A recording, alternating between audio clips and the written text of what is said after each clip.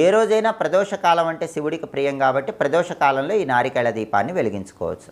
ఈ నారికేళ దీపాన్ని ఎలా వెలిగించాలంటే మీ గృహంలో పూజా మందిరంలో పరమేశ్వరుడి చిత్రపటానికి లేదా లింగస్వరూపానికి గంధం బొట్లు కుంకుమ బొట్లు పెట్టి ఆ తర్వాత శివుడి దగ్గర ఒక పీట ఏర్పాటు చేసుకోవాలి. పూజలు చేసుకోవటానికి ఉపయోగించే ఒక చిన్న పీట ఏర్పాటు చేసి ఆ పీటకు పసుపు రాసి కుంకుమ బొట్లు పెట్టి ఆ పీట మీద ఒక రాగి పళ్ళాన్ని ఉంచాలి లేదా ఇత్తడి పళ్ళాన్ని ఉంచాలి.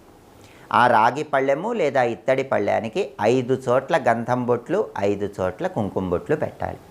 ఆ తర్వాత గంధం కొద్దిగా తీసుకొని ఆ గంధంలో వీలైతే గంగాజలం కొద్దిగా కలపండి, వీలు కాకపోతే మామూలుగా మంచినీళ్ళు కలిపి తడి గంధం తయారు చేసుకోండి.